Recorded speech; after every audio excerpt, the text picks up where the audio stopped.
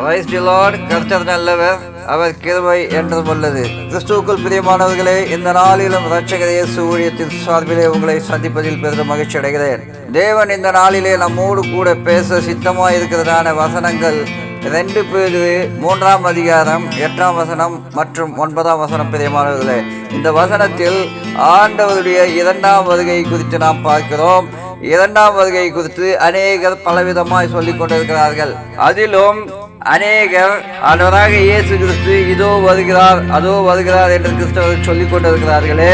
2000 வருடங்களுக்கு மேலாகிவிட்டது, இன்னும் அவர் வரப்போவதில்லை, இன்னும் அவர் வருவதாக தெரியவில்லை, அவர் வரப்போவதும் இல்லை என்று சொல்லி அவிசுவாசிகள் அநேகர் பேசிக் கொண்டிருக்கிறார்கள். பிரியமானவர்களே, இதை நாம் யோசித்து பார்க்க வேண்டும். இந்த வசனங்கள் நமக்கு தெள்ள தெளிவாய் விளக்கமாய் சொல்லப்படுகிறது. என்னவென்றால், வாசிக்கிறேன் கேளுங்கள். 2 பேதுரு 3ஆம் அதிகாரம் வசனம் 8ஆம் வசனம் 9ஆம் வசனம். பிரியமானவர்களே, கர்த்தருக்கு ஒரு நாள் 1000 வருஷம் போலவும் 1000 வருஷம் ஒரு நாள் போலவும் இருக்கிறது என்கிற இந்த ஒரு காரியத்தை நீங்கள் அறியாதிருக்க வேண்டாம். தாமதிக்கிறார் என்று சிலர் எண்ணுகிறபடி கர்த்தர் தமது வாக்குத்தத்தத்தை குறித்து தாமதமாய் இராமல் ஒருவரும் கெட்டு போகாமல் எல்லாரும் மனம் திரும்ப வேண்டும் என்று விரும்பி நம்மேல் நீடிய பொறுமையுள்ளவராய் இருக்கிறார்.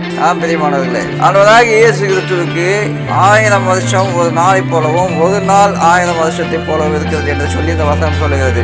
ஆண்டவருக்கு இந்த 2000 வருஷம் இந்த 2 நாட்களை போல கூட இருக்கலாம். ஆண்டவருடைய சித்தம் 10,000 ஆண்டுகள் கழித்து வரப்போவதாக இருக்கலாம், 5000 வருடங்கள் கழித்து வரப்போகிறதாக இருக்கலாம். அது அவருடைய விருப்பம், பிதாவுடைய சித்தம். பிதாவுடைய சித்தத்தை நிறைவேற்றுவதுதான் ஆண்டவராகிய இயேசு கிறிஸ்துடைய வேலை. அது அப்படி ஒரு புறம் இருந்தாலும், ஆண்டவராகிய இயேசு கிறிஸ்து ஏன் தாமதிக்கிறார்? தேவன் ஆண்டவராகிய இயேசு கிறிஸ்துவுடைய வருகையை ஏன் தாமதப்படுத்துகிறார் என்று சொல்லி பார்த்தால், கிறிஸ்தவர்களாகிய நமக்கு இந்த காலங்களிலே, இந்த நேரங்களிலே, இந்த 21ஆம் நூற்றாண்டிலே அநேக கிறிஸ்தவர்களுக்கு அநேக இக்கட்டான நிலைமைகள், அநேக கிறிஸ்தவர்களை மதம் மாற்றுகிறார்கள் என்று சொல்லி போராட்டங்கள் நடைபெறுகிறதை நாம் பார்க்கிறோம். மருத்துவமனைகளிலே சென்று ஒரு நோயாளிக்கு ஒரு கிறிஸ்தவர்கள் சுதந்திரமாய் ஜெபிக்க முடியாத ஒரு சூழ்நிலையிலே நாம் பார்க்கிறோம். பிரியமானவர்களே, நன்கு சிந்தித்து பார்க்க வேண்டும். மருத்துவமனைக்கு சென்று ஒரு நோயாளிக்கு சுகத்திற்கு ஜெபித்தால் கூட இந்த காலகட்டங்களிலே மதம் மாற்றுகிறார்கள் என்று சொல்லி திருப்பி விடுகிறார்கள். அடுத்ததாக, ஆதரவற்றோர்களுக்கு கிறிஸ்தவர்கள் போய் உதவி செய்தால் கூட அந்த உதவியை கூட மதம் மாற்றுகிறார்கள் என்று திருப்பி விடுகிறார்கள். அநேக இடங்களிலே ஆராதனை நடத்த முடியாதபடி பிரச்சனைகள் ஏற்படுகிறது. ஞாயிறு ஆராதனைகளிலே பிரச்சனைகள், நிறைய இடங்களிலே ஆராதனை நடத்த முடியவில்லை, அதிக சத்தமாக இருக்கிறது என்று சொல்லி போராட்டம் செய்கிறவர்களை பார்க்கிறோம். அநேக இடங்களிலே தொழுகை இடங்கள்,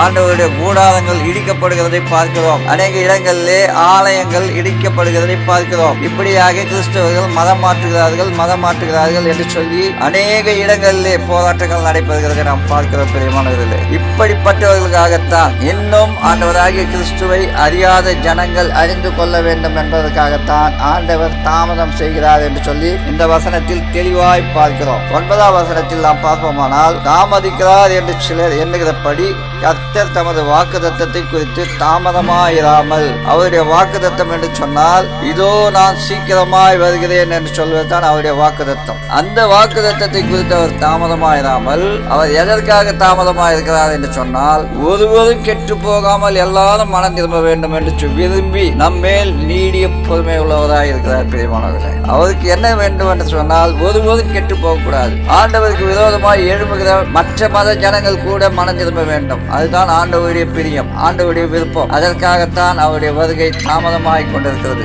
ஆண்டவருக்கு, கிறிஸ்தவர்களுக்கு விரோதமாய், ஆண்டவருக்கு விரோதமாய் எவ்வளவு பேர் எழும்புகிறார்களோ அவ்வளவு பேரும் மனம் திரும்பி சுவிசேஷத்தை ஏற்றுக்கொள்ள வேண்டும், ஆண்டவர் பேரில் நம்பிக்கை வைக்க வேண்டும் என்பதுதான் ஆண்டவருடைய சித்தம். அதற்காகத்தான் ஆண்டவருடைய வருகை தாமதமாய் ஆகிக் கொண்டிருக்கிறது என்று சொல்லி வேதத்திலே பார்க்கிறோம். அதற்காக நாம் என்ன செய்ய வேண்டும் என்று சொன்னால், கிறிஸ்தவர்களாகிய நாம் என்னவாய் இருக்க வேண்டும், எப்படி இருக்க வேண்டும் என்று சொல்லி 12ஆம் வசனத்தில் நாம் பார்க்கிறோம்.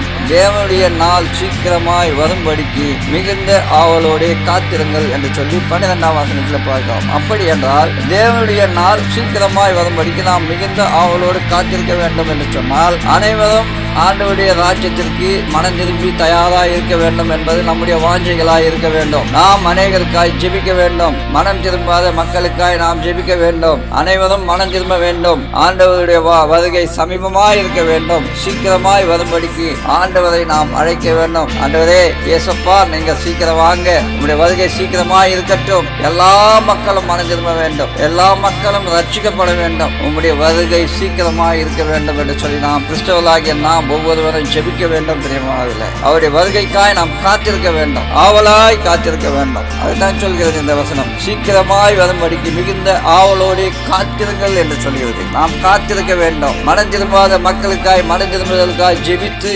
ஆண்டவருடைய வருகைக்காய் நாம் காத்திருக்க வேண்டும். பிரியமானவர்களே, ஏற்கனவே இதற்கு முன்பதாக ஒரு செய்தியிலே அப்போஸ்தலர் 2ஆம் அதிகாரத்தை குறித்து நான் பேசியிருந்தேன். 17ஆம் வசனம் முதல் 21ஆம் வசனம் வரை மீண்டும் ஒரு விசை வாசிக்கிறேன், கேளுங்கள். கடைசி நாட்களில் நான் மாம்சமான யாவர் மேலும் என் ஆவியை ஊற்றுவேன். அப்பொழுது உங்கள் குமாரரும் உங்கள் குமார்த்திகளும் தீர்க்க தரிசனம் சொல்லுவார்கள். உங்கள் வாலிபர் தரிசனங்களை அடைவார்கள். உங்கள் மூப்பர் சொப்பனங்களை காண்பார்கள். என்னுடைய ஊழியக்காரர் மேலும் என்னுடைய ஊழியக்காரிகள் மேலும் அந்நாட்களில் என் ஆவியை ஊற்றுவேன். அப்பொழுது அவர்கள் தீர்க்க தரிசனம் சொல்லுவார்கள். அல்லாமலும் உயர வானத்திலே அற்புதங்களையும் தாழ பூமியிலே ரத்தம் அக்கினி புகைக்காடாகிய அதிசயங்களையும் காட்டுவேன். கர்த்தருடைய பெரிதும் பிரகாசமுமான நாள் வரும் முன்னே சூரியன் இருளாகவும் சந்திரன் ரத்தமாகவும் மாறும். அப்பொழுது கர்த்தருடைய நாமத்தை தொழுது கொள்ளுகிறார் எவனோ அவன் ரட்சிக்கப்படுவான் என்று தேவன் உரைக்கிறார். பிரியமானவர்களே, இந்த வசனத்தை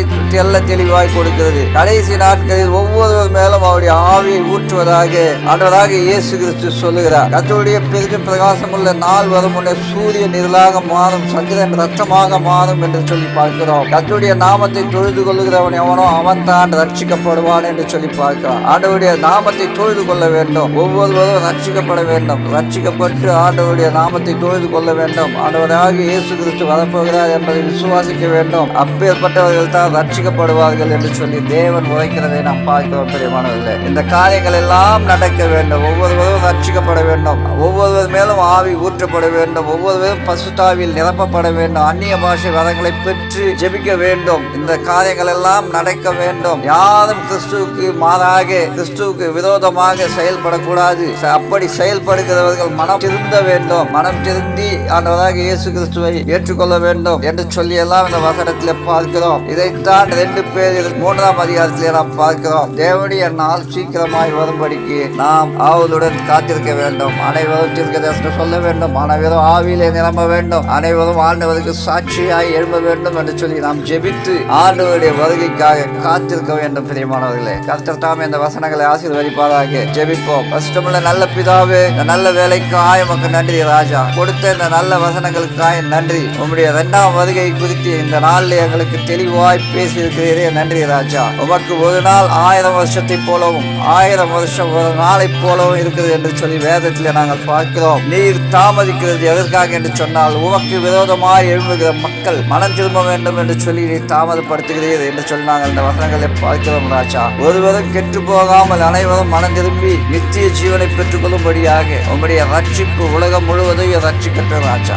ஒவ்வொருவரும் ரட்சிக்கப்பட்டவர்களாக அப்போஸ்தலர் 2ஆம் அதிகாரத்தில் நாங்கள் வாசிக்கிறது போல ஒவ்வொருவரும் கர்த்தாவே ஊழியக்காரர்களும் ஊழியக்காரிகளும் உம்முடைய ஆவியிலே நிரம்பி அபிஷேகங்களை பெற்றுக்கொள்ள வேண்டும். உம்முடைய பரிசுத்த வல்லமை ஒவ்வொருவர் மேலும் ஊற்றப்பட வேண்டும் ராஜா. உம்முடைய வருகையில கர்த்தாவே ஒருவரும் கைவிடாத படிக்கு பிசாசுக்கு அடிமையாய் சாத்தானுக்கு அடிமையாய் நரகத்திற்கு போகாத படிக்கு ஒவ்வொருவரும் ரட்சிக்கப்பட்டவர்களா உடைய பரலோகத்திலே கர்த்தாவே பிரவேசிக்க வேண்டும். உம்முடைய படைப்பு உம்முடைய கையினாலே உருவாக்கப்பட்ட மக்கள் பிசாசின் கைகளில் போய்விடக்கூடாது ராஜா. ஒவ்வொருவரும் வீணாய் போய்விடக்கூடாது. இந்த உலக வாழ்க்கைகளை வெறுத்து பரலோக வாழ்க்கையை தேடுகிறவர்களாய் உம்முடைய வருகைக்காய் காத்திருக்கிறவர்களாய் நீர் வைக்க வேண்டுமா ஜெபிக்கிறேன். துதிகன மகிமை உமக்கு செலுத்துகிறேன் இயேசுவின் மூலம் பிதாவே.